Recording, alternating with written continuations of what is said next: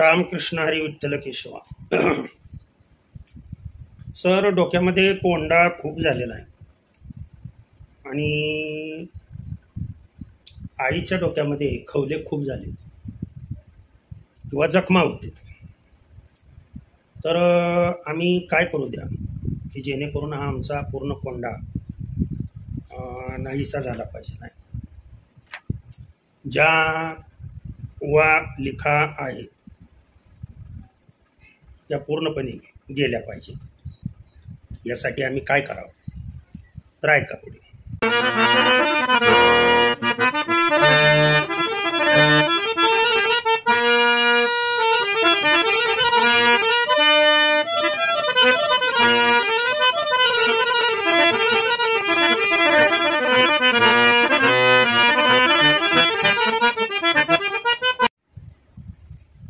मी सर्व आयुर्वेदिक उपचार सांगतो आणि शास्त्रीय कारणासह सर्व सांगत असतो. लक्षात ठेवा, हे उपचार जर तुम्ही केले तर कुठल्याही प्रकारचा कोंडा, कुठल्याही प्रकारची केसामध्ये जखम, कुठल्याही प्रकारचे केस गळतीचे वगैरे प्रॉब्लेम होणार नाही. केस गळती कशी टाळायची ते पुढच्या व्हिडिओमध्ये सांगतो. बरं, काही वेळेला केसाला अशा फुट्या फुटतात, केसाची वाढ होत नाही, केस गळतात. त्यासाठी नॅचरल आमचे असे उपटले तरी सुद्धा गळत नाहीत. ध्यानात आलं का? कुठलं कलप फिलप काय लावत नाही बरं का, मी तुमच्या माहितीसाठी सांगतोय. तरी फक्त नेहमीप्रमाणे असं 60-65 वर्षामध्ये सुद्धा असा चेहरा राहण्यासाठी, तेज राहण्यासाठी, चेहऱ्यावरती तेज राहण्यासाठी, केस नॅचरली काळे राहण्यासाठी काय करावं लागेल हे मी आजच्या व्हिडिओमध्ये सांगतो. ऐका. उपचार अतिशय साधा सोपा आहे. प्रथम कुठल्याही शॅम्पूनी, बाजारात मिळेल त्या शॅम्पूनी तुम्ही केस धुवून घ्यायचे. अनेक शॅम्पू आहेत बाजारामध्ये, त्यापैकी कोणताही शॅम्पू तुम्ही घेऊ शकता. या शॅम्पूनी केस धुतल्यानंतर सायंकाळी, बरं का, सायंकाळची वेळ सांगतोय, सायंकाळी केस धुवायचे आणि केस धुवून झाल्यानंतर सर्व व्यवस्थितरित्या स्वच्छ कपड्याने पुसून घ्यायचे. सगळे केस स्वच्छ पुसून घ्यायचे. ओलापणा अजिबात राहता कामा नये त्यामध्ये. त्यानंतर आपणाला या केसामध्ये लक्षात ठेवा, कोंडा घालवायचा आहे. जखम कुठल्याही प्रकारची राहिली नाही पाहिजे. तर हे करण्यासाठी गाईचं गोमूत्र, देशी गाई असेल तर अतिशय उत्कृष्ट. देशी गाईचं गोमूत्र नसेल, देशी गाई तर कोणत्याही गाईचं गोमूत्र द्या. पुन्हा मध्येच विचारते म्हशीचं चालतं का? अरे, म्हशीचं गोमूत्र असतं का? वेड्यानं काहीतरी, म्हणजे मनामध्ये शंका ज्या येतात त्या मी सांगायला. आणि हे ताजं गोमूत्र घ्यायचं. लक्षात ठेवा, चांगलं ग्लास भरून गोमूत्र घ्यायचं किंवा केसाला आपल्या जेवढं लागेल तेवढं गोमूत्र घ्यायचं. या गोमूत्रामध्ये थोडासा उघड न कळत शॅम्पू टाकायचा. शॅम्पू कोणताही शॅम्पू टाकला तरी चालतो. न कळत एक थेंब फक्त शॅम्पू त्यामध्ये टाकायचा.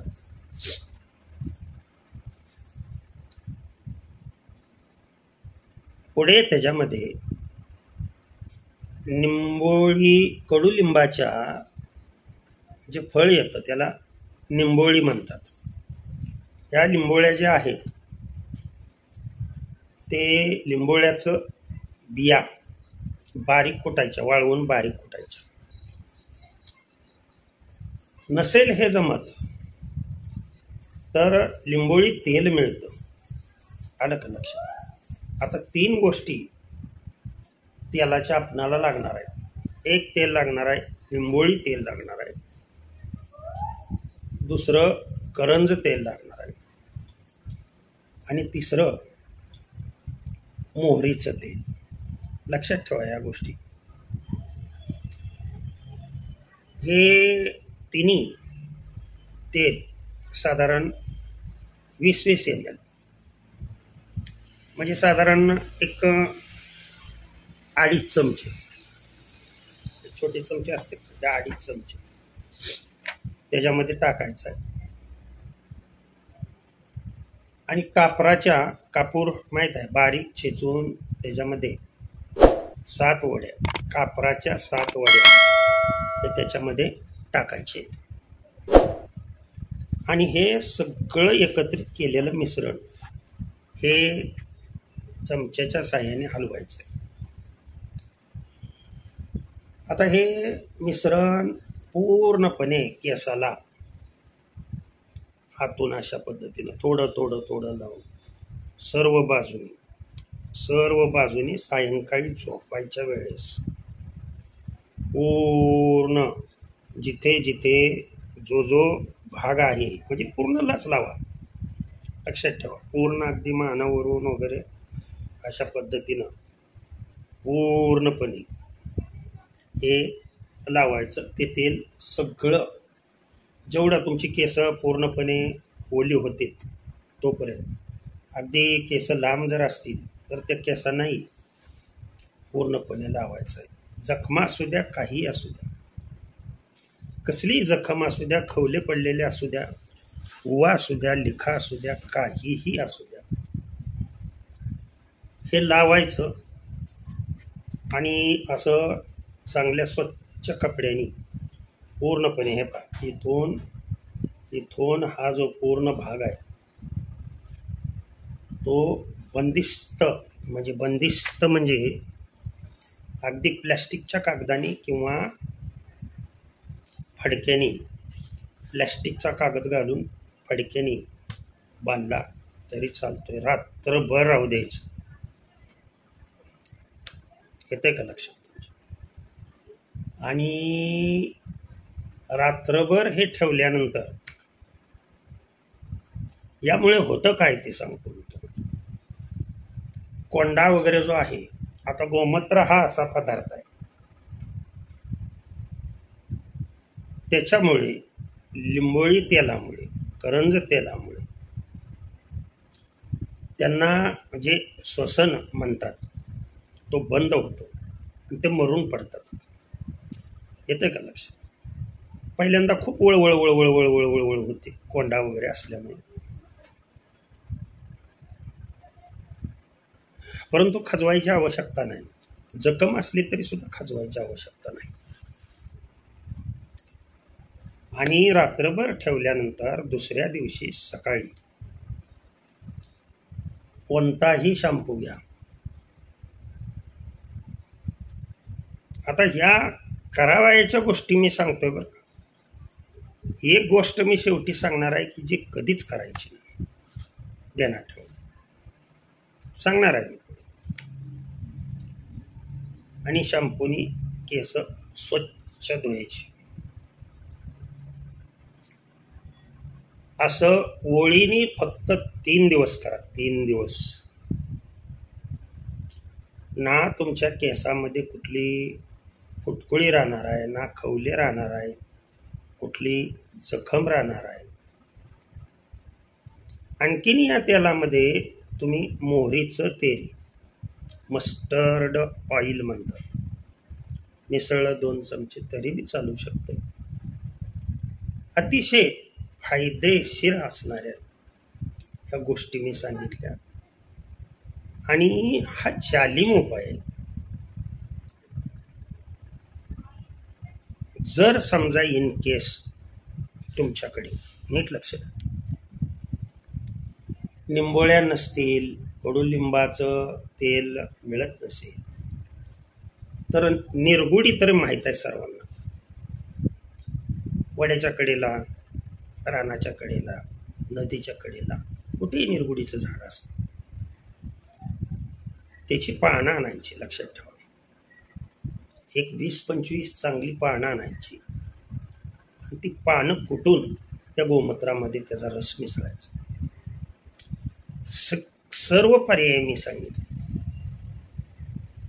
ह्यानी तुमचा कुठल्याही कसलाही कोंडा असू द्या, तो कोंडा निश्चित जाणार. आता आयुष्यात काय करायचं नाही ते सांगतो मी. केस गळण्याला खूप मोठं कारण असतं. तोंडाला लावतो, वापरतो तो साबण कधीही केसांना लागू द्यायचा नाही. या गोष्टी लक्षात ठेवा. साबण केसांना लागता कामा नये, चेहऱ्यापुरताच वापरायचा. कारण हा साबण जर केसांना लागला तर तुमची केस गळती सुरू होते, लक्षात ठेवा. आणि हा साबण तुम्ही या साबणाने केस धुतले की तो सुगंध राहतो. आणि जर केस वाढवायचे असतील, लक्षात ठेवा, हा कोंडा नाहीसा करायचा असेल तर काय करायचं ते मी सांगितलं. केस जर वाढवायचे असतील, केस अजिबात गळू द्यायचे नसतील तर काय करायचं ते मी पुढच्या व्हिडिओमध्ये सांगतो. रामकृष्ण हरी, विठ्ठल केशव.